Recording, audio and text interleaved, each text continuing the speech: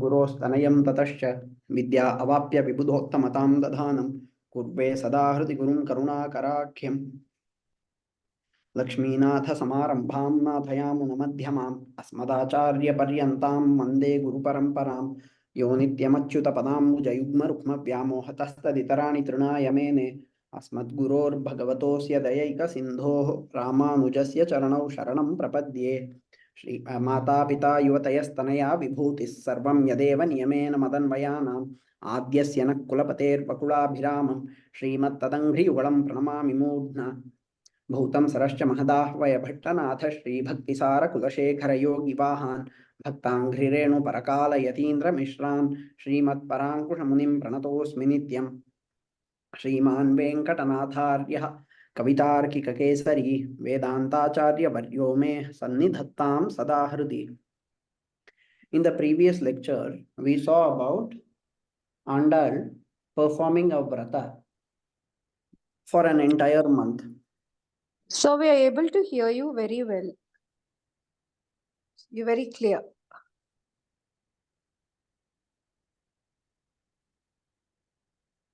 Okay. Yeah. So in the previous lecture, we saw about the vrata of Andal. She performed it for an entire month with the aim of attaining Govinda, that is Bhagavan himself, as her husband. And when she was asked by her father what kind of person she wants to marry, she gave an answer. She said that she wants to marry Bhagavan. As we saw in the previous lecture, in Nachiyar Tirumozhi, she is comparing the attainment of Bhagavan with attainment of a human man. For the Devas, the Brahmanas perform great yajnas and they give offerings. But that offering, if that Avirbhaga is snatched away by a fox, how would it be? In the same way, I am meant totally for Bhagavan. I don't want to be snatched by any inferior being. In that way. Now, is this a sign of superiority complex? No. It is a sign of belonging only to Bhagavan. I belong to Bhagavan and nobody else. That is the feeling that she has. So we should not look at it in the wrong way. We should understand that inside there is a great Tattva hidden, that everybody is a Sharira of Bhagavan. Everybody is meant for Bhagavan. That way we should take it. We shouldn't take it in the opposite way. It is very easy to misinterpret these days. Anything that can be said in a good way can also be misinterpreted. Oh, how could she be so arrogant? Look at how much ego she had, that she said, no, I will not marry any ordinary human being. I will marry only Bhagavan. No, that is not what she had. Yes, she literally said she will not marry any ordinary human being. She wants to marry Bhagavan. All of that is there, but it is not a sign of ego. So one thing that we should learn as a general rule is that we shouldn't judge a person, especially for ego, based on the words of the person alone. The same words, if an egoistic person thinks of herself as a very, very great woman, yes, I am so superior, therefore it will be like this, I don't want any inferior beings, that would be ego. That would be superiority complex.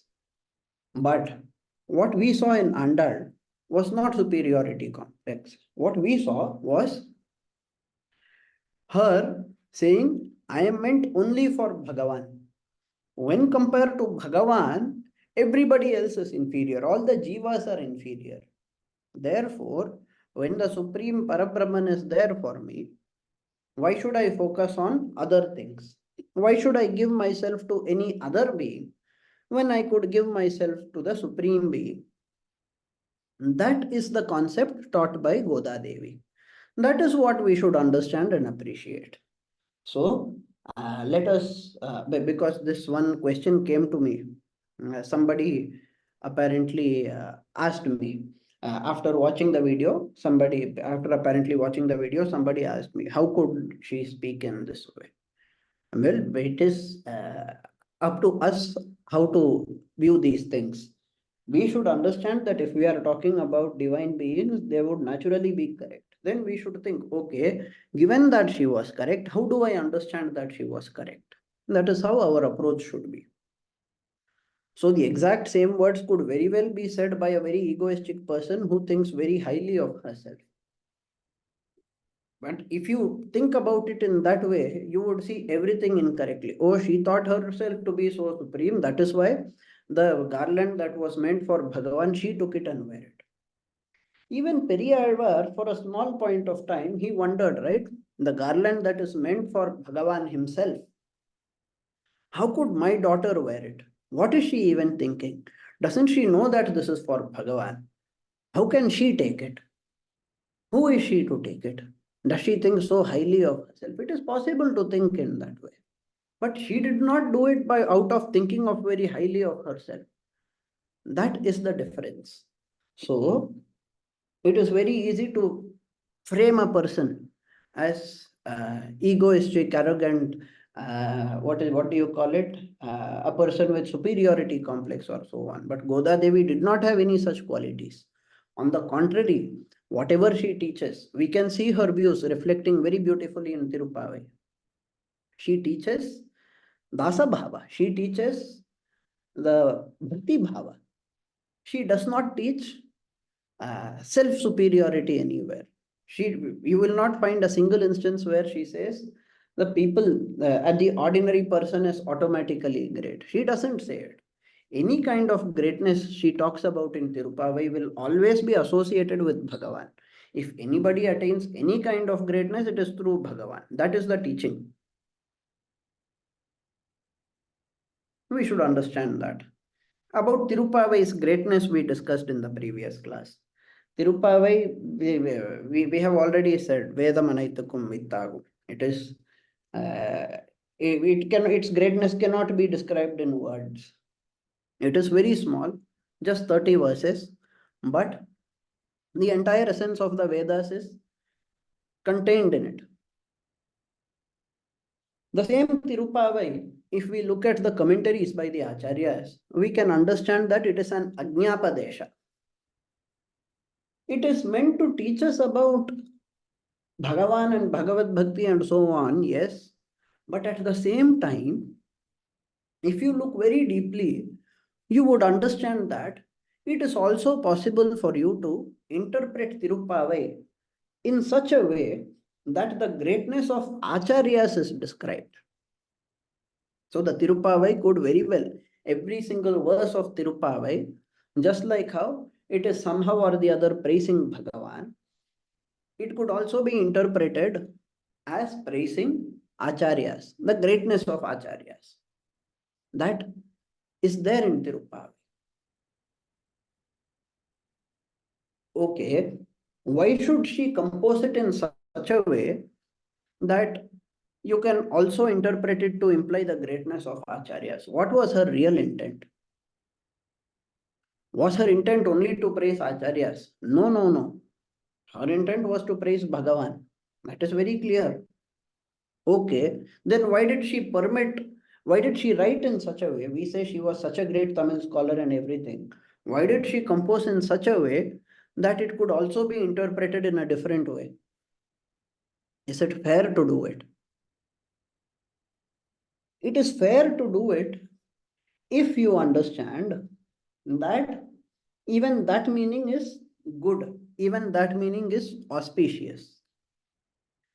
The interpretation that you get when you take Tirupavai as praising the great acharyas is that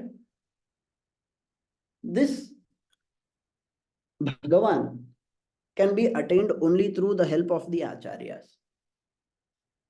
Bhagavan can be attained only with the help of acharyas. You go to the acharya will only tell you who Bhagavan is, what is his nature, how you should surrender to him, everything. All your diksha, is given only by the Acharya, then we have to understand that just like how Bhagavan is great, Bhagavatas are also great. Bhagavan is great. The Acharyas who are Bhagavatas by nature, they are also very great. Even among the Bhagavatas, the Acharyas have a separate place, right? The other Bhagavatas would still give lots and lots of respect to the Acharyas. That is how it works because Acharya is a position. It is earned. Uh, it cannot be self-proclaimed. You cannot automatically name yourself an Acharya and become an Acharya.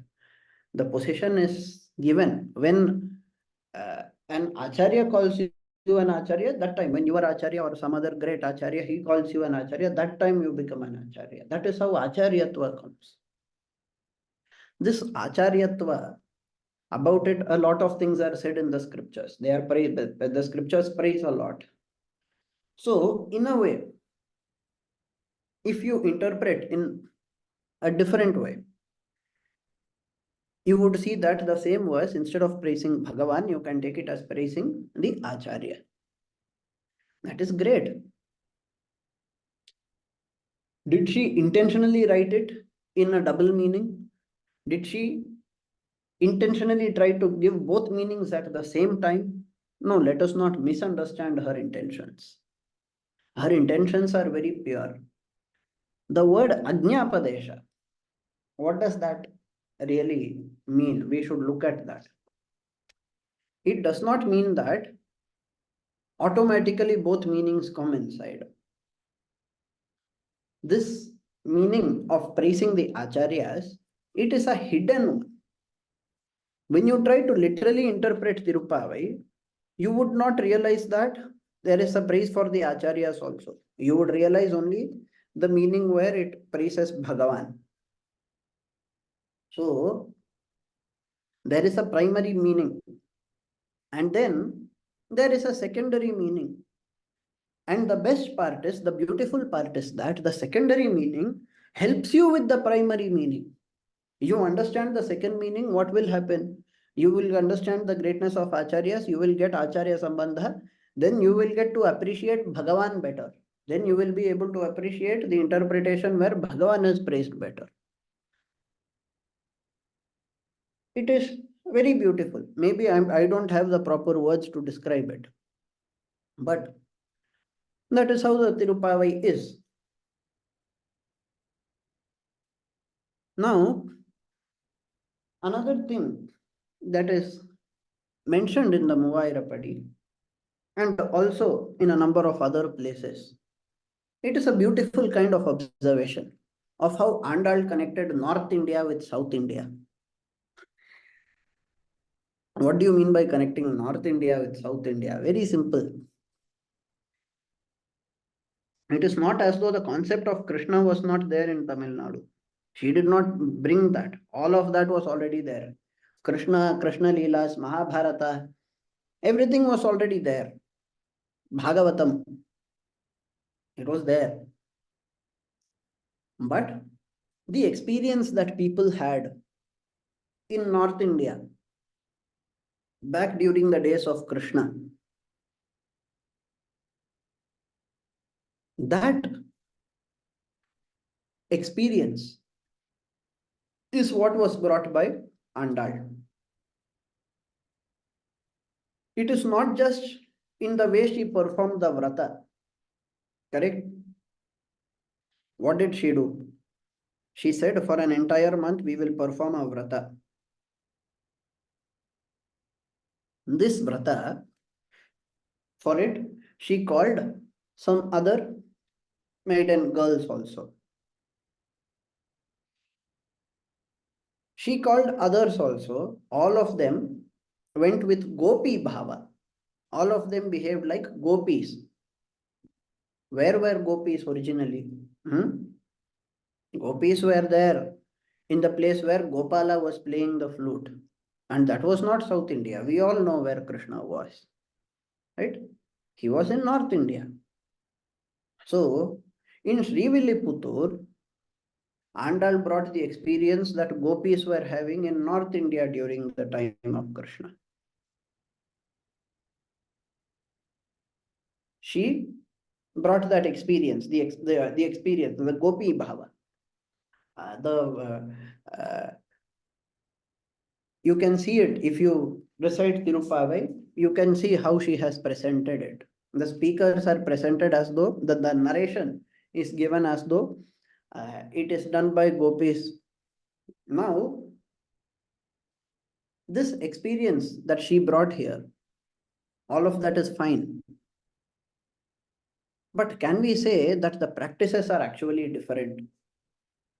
Dharma is the same all over India. Sanatana Dharma is the same. First and foremost thing that we should understand, Dharma is the same. There is no one Dharma for Tamil Nadu, one Dharma for Odisha, one Dharma for Bengal. There is no such thing. There are some people who say such nonsensical things also. Oh, they are Bengalis, therefore they can do this. They are Kashmiris, therefore they can do this. I am Rajasthani, therefore I can do this. There is no such thing. You don't get any, this is the Dharma for Rajasthan, this is the Dharma for Bengal or any such thing. Sanatana Dharma is the same. It is the same all over the world. Depending on your varna, depending on your ashrama and so on, there are differences. But depending on which state of India you reside in, nothing is going to change. Dharma is the same. We have to understand it. Although Dharma is the same, we see practices differing everywhere. Correct? You're saying Sanatana Dharma is the same. When do you celebrate New Year? If somebody asks me, what will I say? I will say that I will celebrate New Year after a week. Then I will be told, oh, what about today? Today is supposed to be a festival. It is a holiday in Maharashtra. People in Maharashtra, in Gujarat, so on, they celebrate this day. They call it Gudi Padwa. In Andhra, they celebrate the same day, today. They call it Ugadi. In Karnataka also, they call it Yugadi. They celebrate it. So many people are celebrating one particular day. So many other people are celebrating some other day. Practices are varying. If Dharma is the same, why are practices varying? Very simple. Many of our practices depend on conventions. People set some convention or the other. They decide to celebrate something or the other as a new year. Some specific event I will start celebrating as a new year. In that way, if somebody decides, who are we to question them? The event would have happened on that exact day as per all the calendars. But deciding that today should be the first day of the year, that is a convention. These conventions are brought by humans. Different humans decide different dates. They follow different conventions. Therefore, there are different practices. What about Bhagavan? What does Bhagavan celebrate? When does Bhagavan celebrate New Year? How big would be 1 year of Bhagavan? Do we even know? Bhagavan is not even bound by time. We are bound by time. We are bound by time. Even the Devas are bound by time. We say 1 day of the Deva is 1 year for the human. But the Devas also have a lifespan. Despite having Amrita, they are also eventually going to get destroyed during Mahapralaya. Bhagavan alone remains. Nothing happens to him. He is not bound by time at all. Does he have any such thing as New Year? But you go to the temples, you will see Bhagavan is also celebrating. Why? Because Bhagavan celebrates what bhaktas celebrate. Okay, but some bhaktas celebrate today, some bhaktas will celebrate 1 week later. What will Bhagavan celebrate then? Bhagavan will celebrate both the days. You go to Srirangam, you can see Ranganatha celebrates Yugadi. You go to Srirangam after a week, you will see Ranganatha will be celebrating Tamil New Year also. Bhagavan celebrates what Bhakta celebrates. It is very simple. Therefore, practices are varied, yes, but that does not matter anywhere. So when we, because in a number of books I saw this as a point saying, Andal brought the North Indian experience to South India. Some people have said it in a praiseworthy way. They have said she has brought Gokula itself to Shri Villiputtur. You get to imagine all of that. Despite being in Tamil Nadu, in beautiful Tamil words, she has described everything. They celebrate it. Some other people, they accuse her of uh, Aryanizing Tamil Nadu, which is a very nonsensical thing. So I thought it is better to discuss this part also. Why leave any scope for misinterpretation? Hmm? It is she is not the first person to introduce Krishna to Tamil Nadu. Krishna was well known in Tamil scriptures. Krishna was known to the Tamil regions much before the time of Andal. Arjuna himself had visited Tamil Nadu, as a matter of fact. Arjuna had married some Pandyan princesses as well. One Pandyan, so all of that is mentioned in Mahabharata itself. The Chola, Pandya, Chera, all the three kings participated in the Mahabharata. That is also known. It is not as though she brought the culture of North India to South India or anything. Practices vary from place to place, but there was no such thing as North Indian culture, Dravidian culture, Aryan culture. There was no such divide. All of those are new stories brought by people with vested political interests. That is all. So, dharma is the same. Practices. Was there such a practice? If this practice was not already there, why is she suggesting it? Simple, because if there is any good practice, no matter where it is, you should adopt it. There is nothing wrong in adopting something good. During the days of Krishna, whatever experience the gopis had, let us also have that kind of an experience. If she is saying, if Goda Devi is saying that way, what is wrong in that? When there is a good thing, no matter where it comes from, you should accept it. That should be the correct attitude. The next thing that we should understand is Avatara and Avatara Mahima. The Avatara, Krishna, was Krishna born in Tamil Nadu? No. Was he brought up in Tamil Nadu? No. Did he rule Tamil Nadu? No. So Krishna is an outsider. This is how some people are saying. He is not from South India, right? Where did he rule? Where is that Dwaraka? It is near Gujarat. It is North Indian only. That is how people are saying. But what they don't understand is that Avatara comes only at one place. But in that way, infinite avatars are taken by Bhagavan. Krishna says in Bhagavad Gita, Bahuni me vyatitani janmani tavacha Arjuna. He says, by me, many lives have been taken. In the same chapter, a few shlokas later, Krishna says, Sambhavami yuge yuge. So he appears. Does he just appear or does he take birth? Well, he says, Janma karmacha me divyam, the very next shloka. So he takes divine births. Sometimes he just appears. Sometimes he appears as a baby and grows up and lives an entire life. Sometimes he suddenly comes, he marries somebody like Andal. He appears, he marries. Sometimes he just comes in dreams of people. He does all sorts of leelas. He is Bhagavan. So, as the Avatara, Krishna was not born in Tamil Nadu. He was not brought up in Tamil Nadu. All of that can be said. But the Avatari, Bhagavan in reality, he is the Lord of all the earth, all the universe. He is ruling every single place. He is also present in every single place, as the Veda says, Antar Bahishya Tat Sarvam Vyapya. Inside and outside of everything. He is well spread completely. Narayana Sthita, the Veda says. So, he is well established everywhere.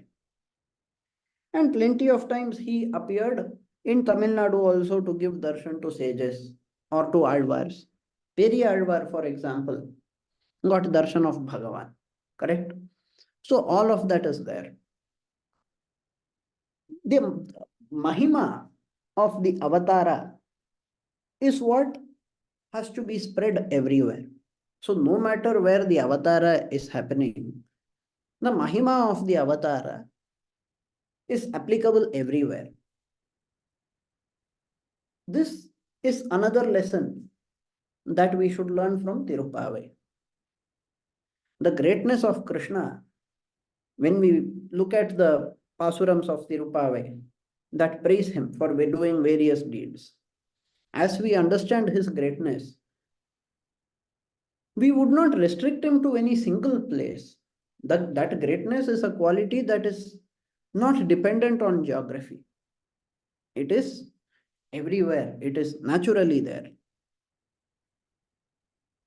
That has to be understood by us.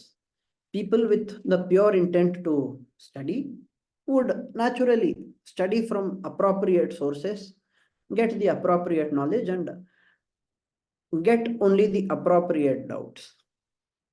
We are not going to discuss the entirety of Tirupavai, but let us look at a kind of a summary. What is there? Firstly, there is a supreme being, correct? He is the cause. He is the creator, meaning he is the material cause that we call Upadana Karana. He is the creator that we call Nimitta Karana. So he is Nimitta Karana, Upadana Karana. He is the creator of the universe. He is the raw material for the universe also. What do you mean by raw material? Very simple. Before the universe was created, what was there? Nothing was there. From nothing, if everything came, how could it come? No. Before the universe was created, only Bhagavan was there. Therefore, he is the creator. And since only he was there, he is also the raw material for creation. You make a pot using clay. The potter makes pot using clay. Potter is the creator. Clay is the raw material. Clay is different from the potter. But in the case of Bhagavan, he is the creator and he is the raw material for creation. Bhagavan is a special case. He cannot be understood by our worldly examples alone. Okay, you understand that he is the Nimitta Karana, the Upadana Karana. Very great. So, that is said. Then what? He is also the protector. Being the cause, okay, after creating, has he forgotten everything? No. He is protecting.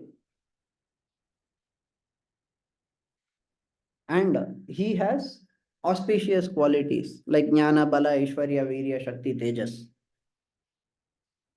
Knowing about these auspicious qualities of Bhagavan, we should get proper faith in him and we should surrender to him. We should celebrate him. Vainal Padi, Manatinal Chindi. All of that has to be done. So, the first 5 verses, they talk about these kinds of points. Here, the most popular verse, of course, is the very first one. மார்கழி திங்கள் மதிநிறைந்த நன்னாடால் நீராடப் போதுவீர் போதுமினோ நேரிழையீர் சீர்மல்கும் ஆய்ப்பாடி செல்வச் சிறுமியீர்கள் கூர்வேல் கொடுந்தொழிலன் நந்தகோபன் குமரன் ஏரார்ந்த கண்ணி யசோத இளஞ்சிங்கம் கார்மேனி செங்கன் கதிர்மதியம் போல் முகத்தான் நாராயணனே நமக்கே பறை தருவான் பாரோர் புகழப் படிந்தேலோர் எம்பாவாய்.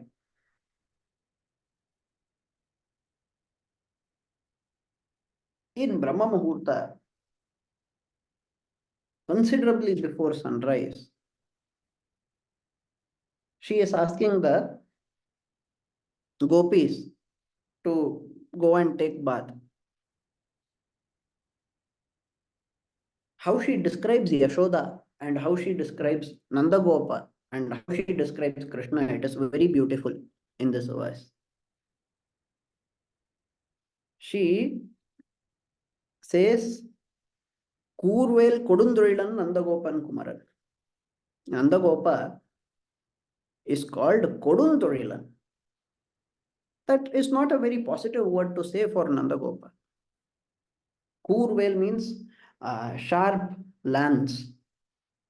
But how do we remember Nandagopal? Or how do we remember that community? That is a cowherd community, right? In a cowherd community, what sort of a weapon, warrior, kshatriya quality is she talking about? Hmm?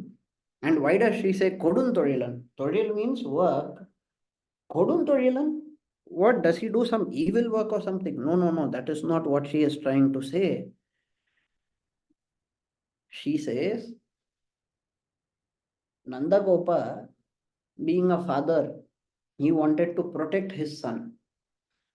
From the very beginning, bad things had been happening.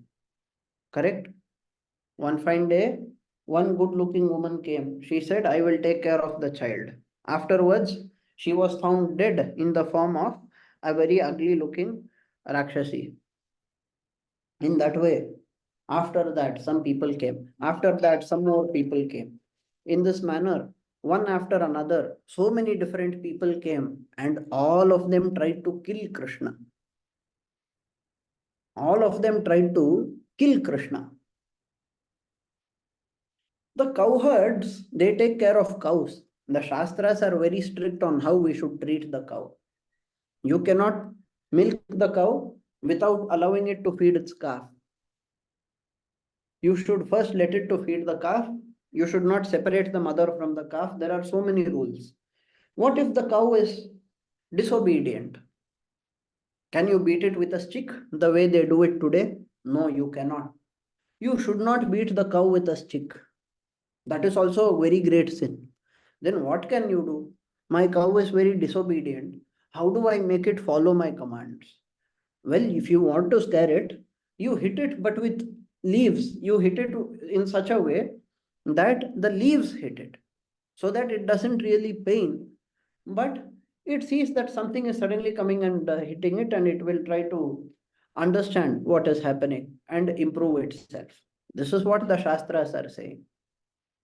So, you are not even allowed to hit the cow with a stick. A stick should not hit the cow. Only the leaves are allowed to hit the cow.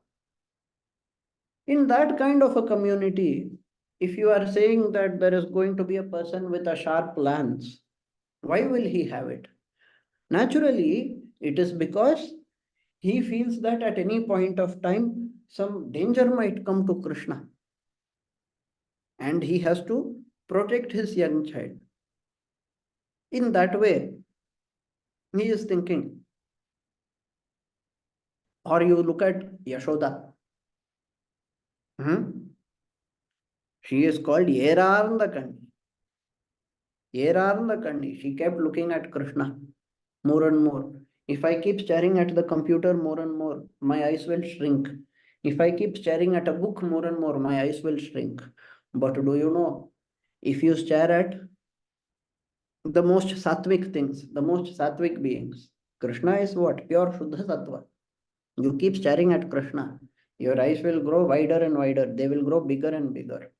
Usually, when you stare at a person and if your eyes grow bigger and bigger, it means you are interested in that person. But that happens in a matter of seconds, they say. In the case of Krishna, no matter how much you look at him, it is not enough. You get so much bliss by looking at him. But you want to look at him more and more and more and more. She kept looking at him that way. Who? Yashoda.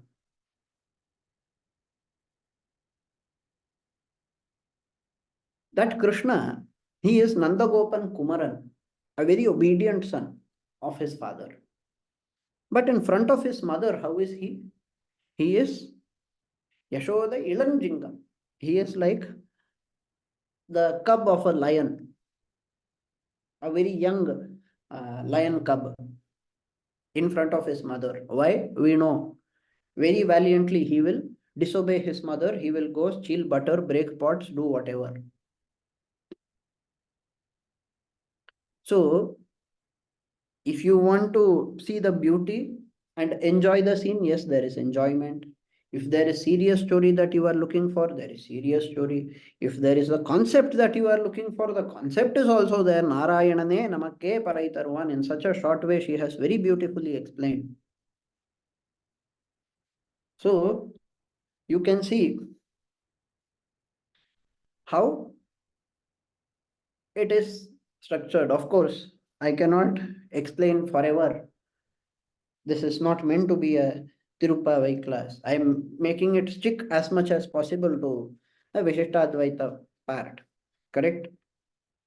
So uh, she says that you can go and seek Bhagavan's protection.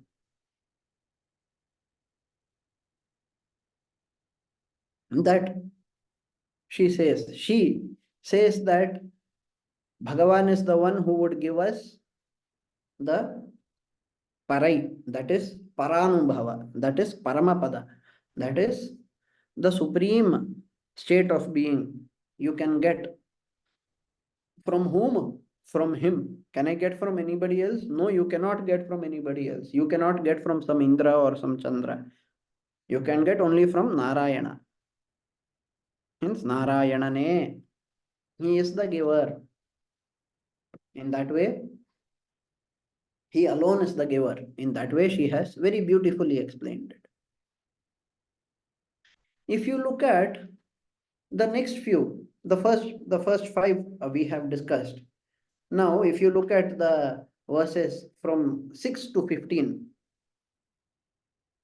in the beginning, she said, you go and perform Sharanagati, right? In the first five, she said, Bhagavan is there, he is great, he behaves in this way, that way. You go surrender to him.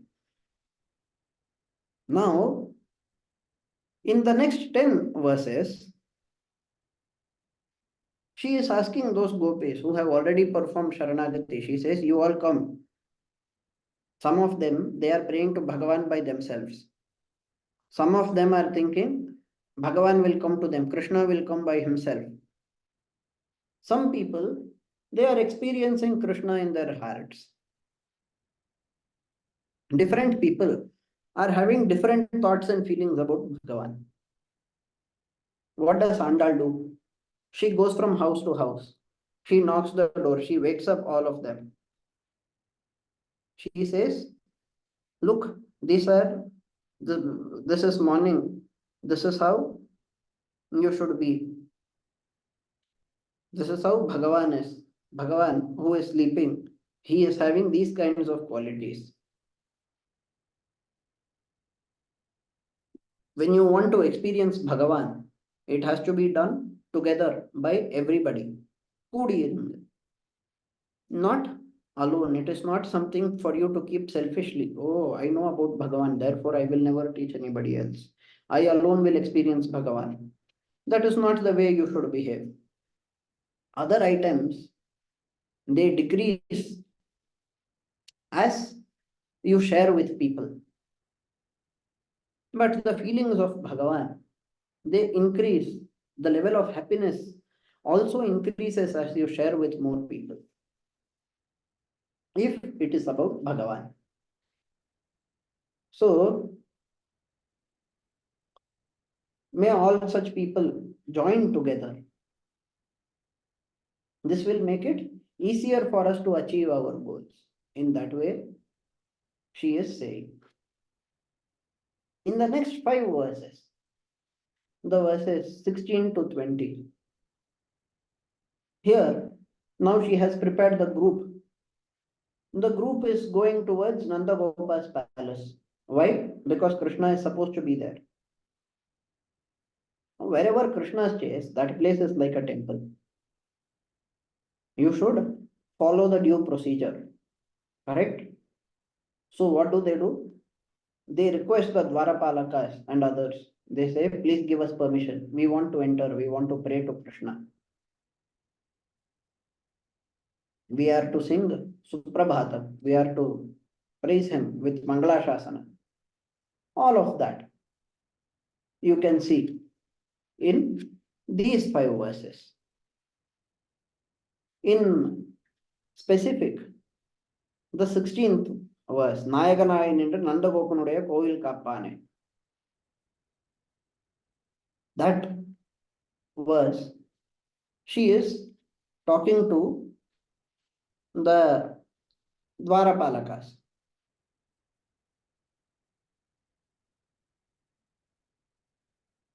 நாயகனாய் நின்ற நந்தகோபனுடைய கோயில் காப்பானே, கொடித்தோன்றும் தோரண வாசல் காப்பானே.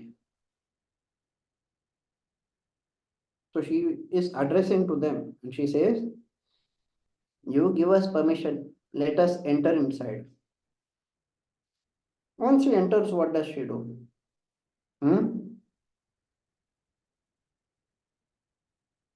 She says, Krishna, that Krishna, Mayan Manivannan, he is a Mayavi. What has he done? He has promised all the gopis that he would give them musical items for performing service to him. Krishna only promised us. That is what I am going to do after going inside. That is why we want to go inside. Therefore, please open. We are pure, we are clean, we are here to recite Suprabhatam to him. Please do not stop us with your words saying no. You please open the door, let us inside so that our vrata also gets successful. In that way, she is requesting. You can see that. So, here she is saying, once you are all together, let us go, let us approach Bhagavan and perform Kainkarya to him. And let us do it the appropriate way. All of that is said here.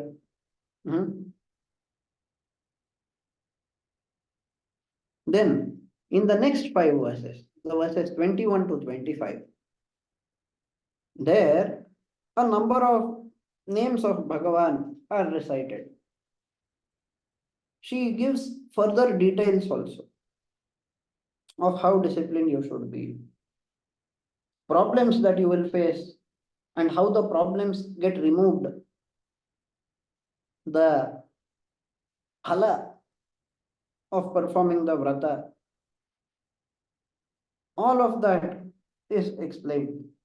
The concept of how things are not ours but that of Bhagavan, all of that is explained in these. Here they are prepared to request Bhagavan to allow them to perform Kainkarya to him, service to him. That Bhagavat Kainkarya is only the ultimate state, the ultimate sthiti, as we say, right? So that is there in these pasurams. In the next 5, 26 to 30, you see the explanation of the word Narayana. The name Narayana, it has many meanings. You could even give 100 meanings to the word. All of them appropriate to Bhagavan, of course. So, the way by which you could expand the meaning of the word Narayana is presented here.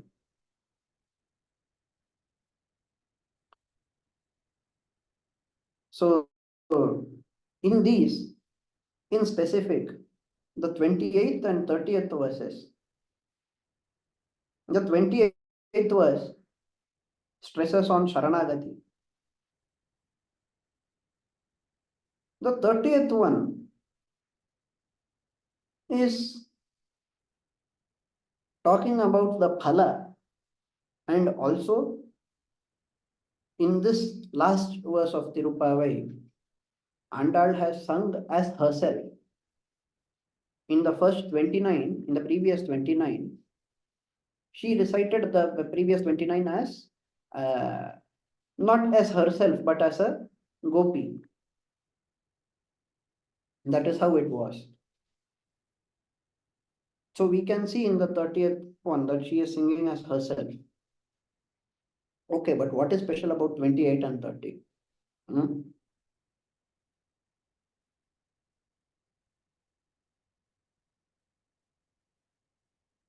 In the 27th shloka itself, Andal said that we need phala. She had declared it already.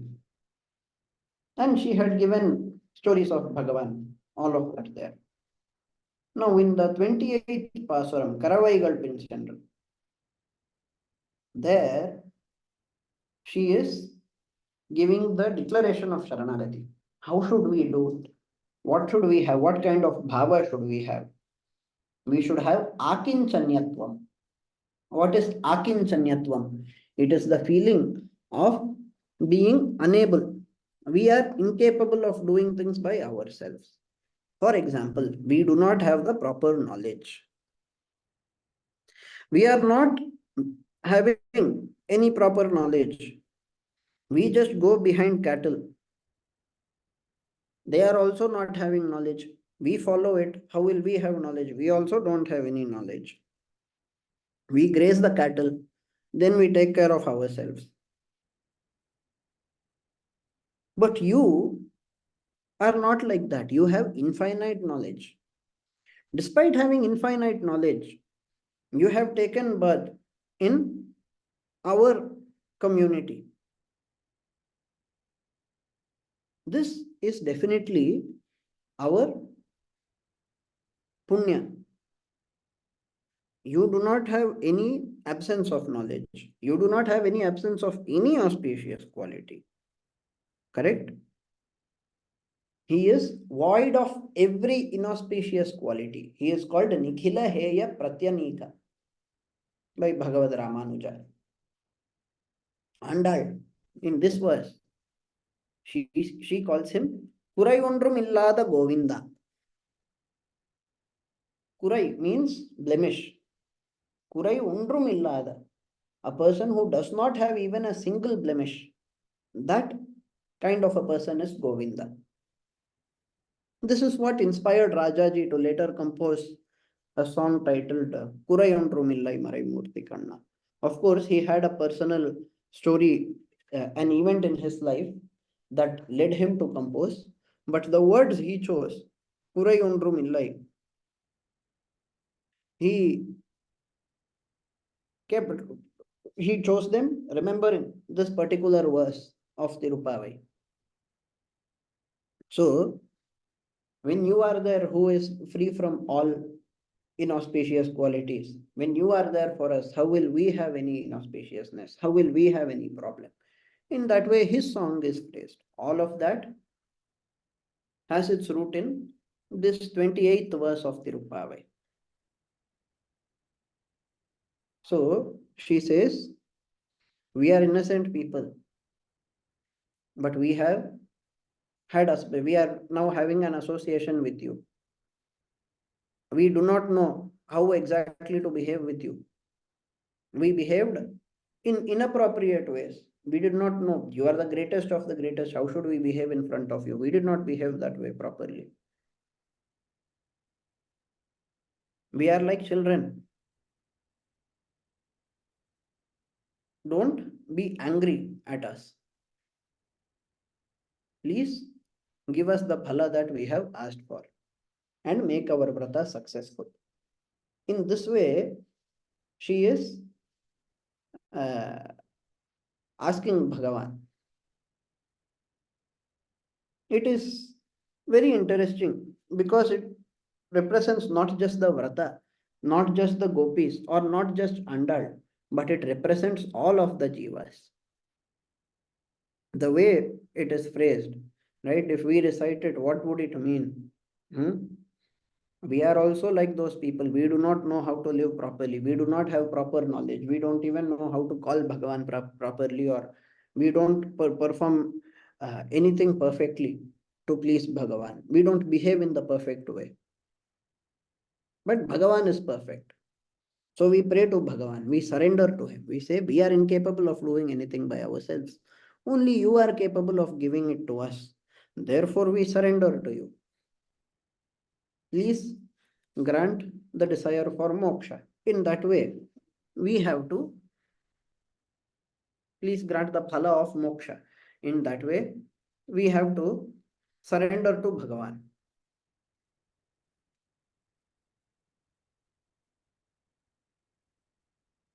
So this great Sharanagati Tattva is taught.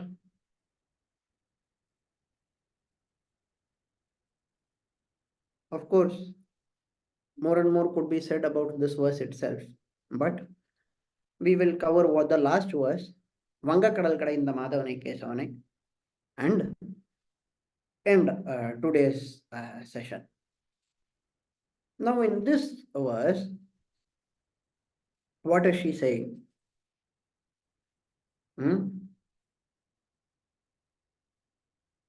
The vast ocean, the very large ocean,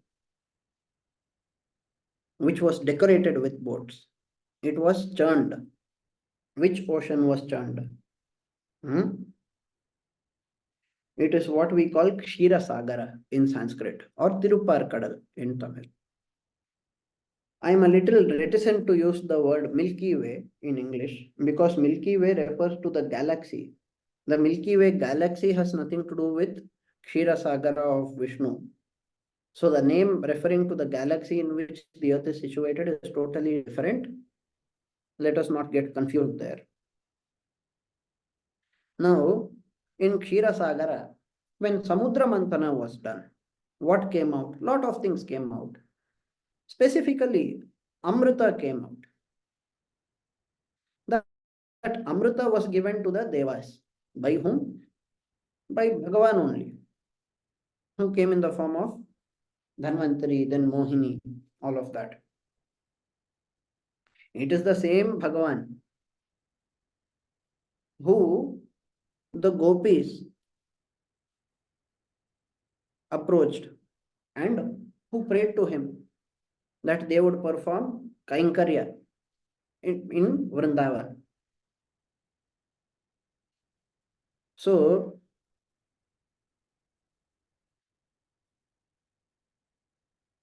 she says, how this vrata was performed has been described by this Goda Devi, who is the daughter of Periyalvar.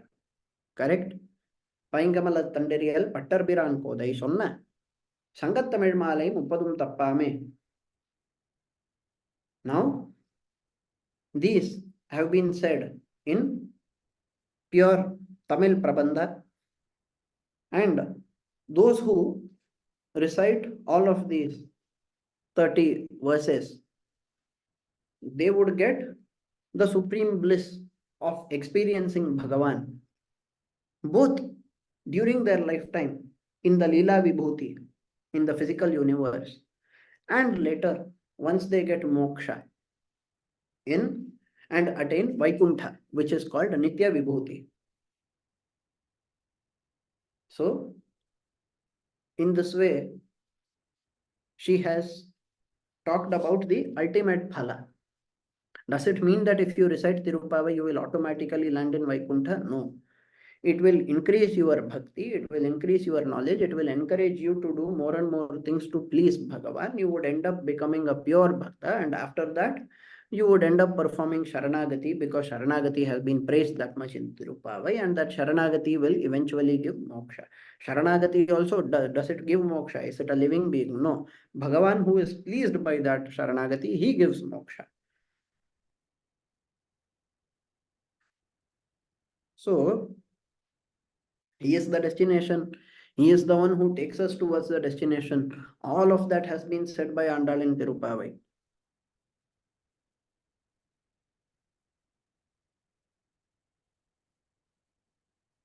So you can see not only the ultimate teachings of the Vedas, which is contained in the Upanishads, the concept of moksha, the need to go and attain Bhagavan. What do we say? We say Bhagavad Gita is a summary of the Upanishads.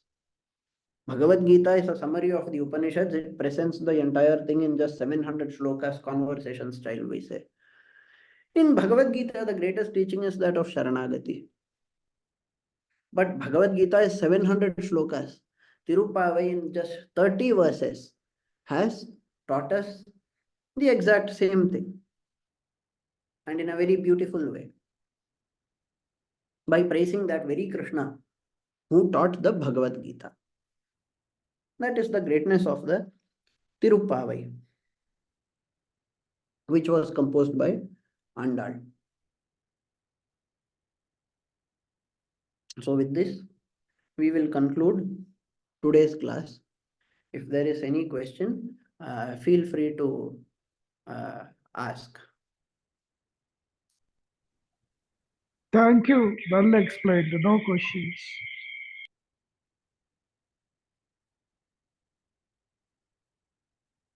In Nachiyar Tirumuri, there is a description about birds.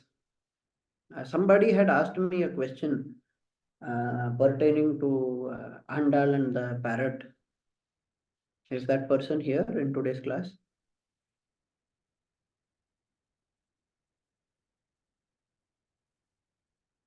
Yes, I am very much here. Thank you.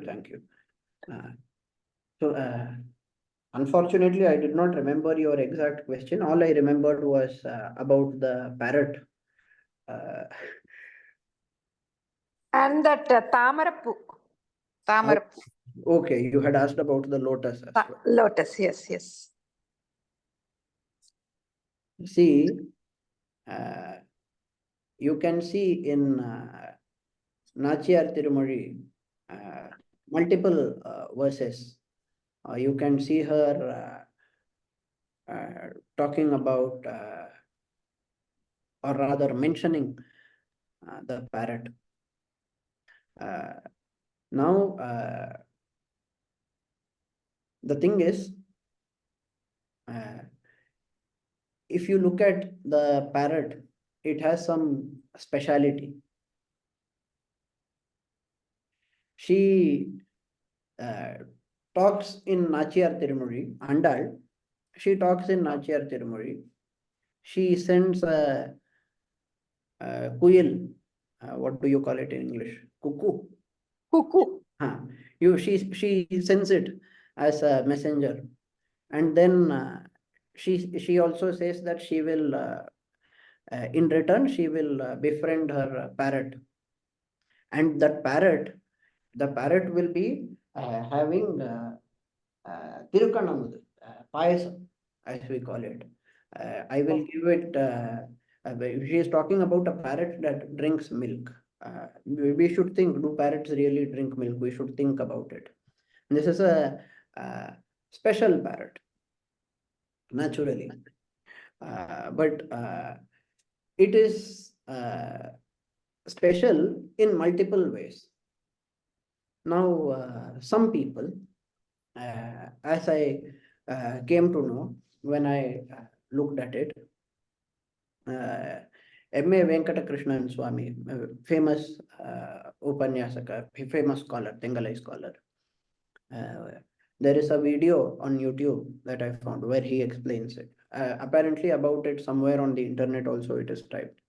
So he says that the cuckoo is signifying Valmiki because we say Pujantam Rama Rameti Madhuram Madhuraksharam Aruhya Kavita Shakham Mande Valmiki Kokilam. So we refer to Valmiki as cuckoo. Likewise, the story of Krishna, as we know it from Srimad Bhagavatam and so on. The story of Krishna, remember, Mahabharata does not talk that much about Krishna. Okay, till the killing of Kamsa, it is described. After that, suddenly he is a grown up and everything. Some parts of Krishna's life are not there in Mahabharata. If you want to experience the life of Krishna properly, you need Srimad Bhagavatam. Now, the parrot, it symbolizes this Shuka Brahma.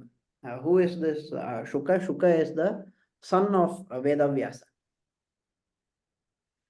So, she is, hinting at Valmiki and Shuka Brahma.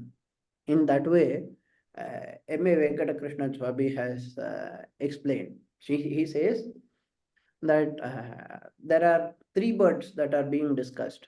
One is cuckoo, one is parrot, the third is the swan. The swan is referring to the acharyas who have, because acharyas are given titles like Paramahamsas and so on. So they are having the quality of the swan, right? The Nirakshira Viveka and so on. They can distinguish the pure from the impure. They have that kind of a quality. They can distinguish the auspicious from the inauspicious. They will always take out, like how the swan takes out only the milk. The acharyas, they take out only the bhakti element or only the dharmic element out, and they consume only that. They always discard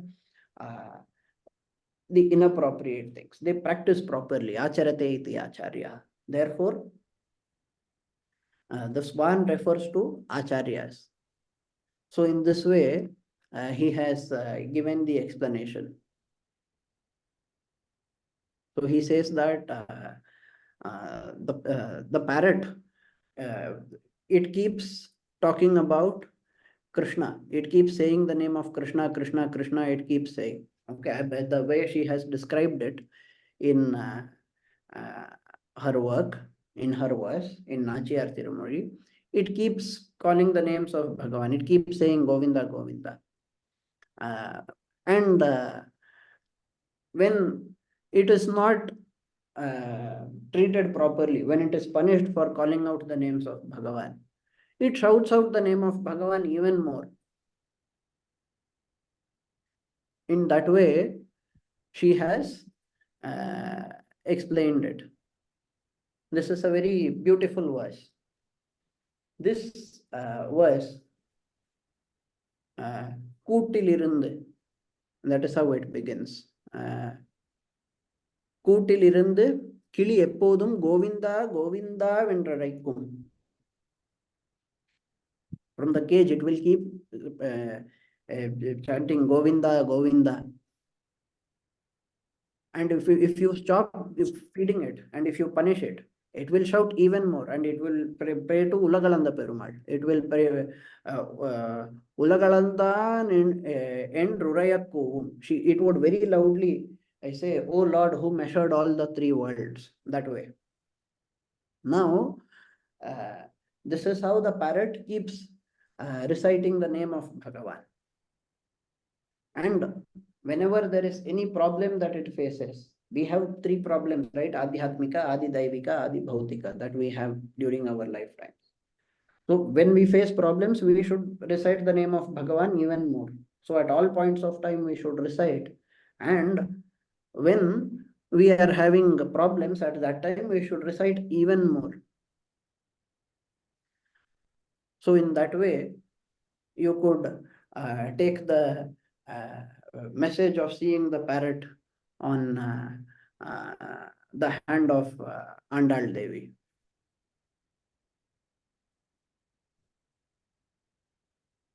It is a reminder to us that we should also keep reciting the names of Bhagavan.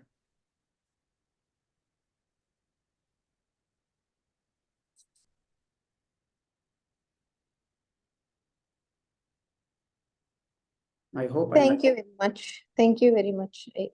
This has been wonderful, wonderful.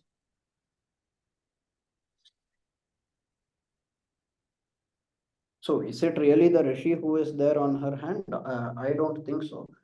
But she is hinting at them through her verses. Yes, Shuka Prabhu literally taught about Krishna. That is there. That is a great thing. Yes, we celebrate that also. But what is the message for us? What is the takeaway for us when we see the parrot? The takeaway for us is that, like the parrot in her verse, that always recited his names. And in times of trouble, it recited even more. Deshika says, Vai Rakshati Rakshakai Kimanyaihi. Vaya Rakshati Icha Rakshakai Kimanyaihi. He says, Tvai Rakshati Rakshakai Kimanyaihi. When you are there to protect, what is the point of having other people who can call themselves as protectors? All the other protectors are unnecessary when you can protect. Tvaicha rakshati. If you are not going to protect me, if I am not going to be protected by you, if protection is not going to come to me from you, then what is the point of having other protectors? So in either way, there is no need for anybody else. I need only you. In that this particular thing, yeah, either I don't need any other protector. I need only you. Deshika in 3 different shlokas in 3 different places, he has said, Tvai rakshati rakshakai kimanyaihi is one. Then bhayam kutasya tatvai sanukampe raksha kutasya tatvai jata roshe, that is another. Then there is a third one also. I don't remember. I think in Paduka Sahasram there is one shloka which says pretty much the same thing. So in this way, Deshika stresses on the fact that we need only him, we don't need anything else. That was the message of Andal also, right? When she told her father, I need only Bhagavan, I don't need anybody else. That is again signified by the parrot that is there.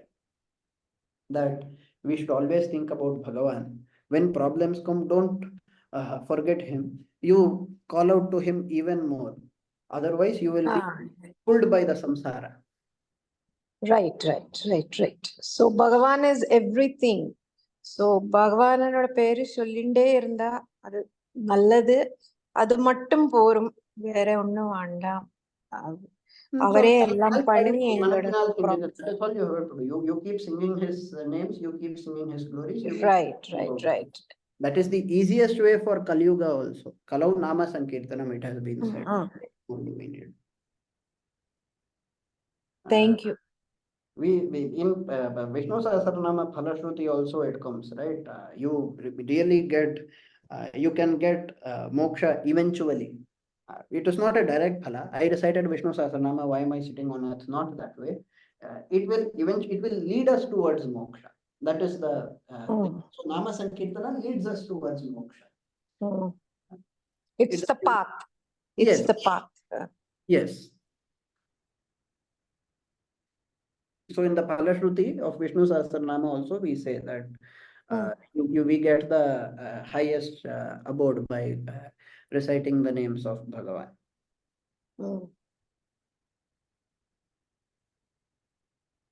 Thank you.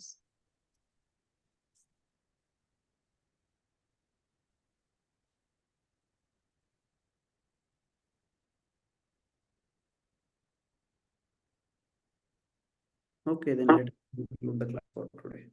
Shri Vatram Shaklashodhati Kaustubhasya Shri Vasaragdho Gurustanim Tatasya Vidyavape Udhotam Tamadahanam Kurvesda Adligurum Karunakarakya. Lasasna Prahimacharya Purogamehi Sarvaishya Purvairacharya Satkritaya Astamangalam. Thank you for attending.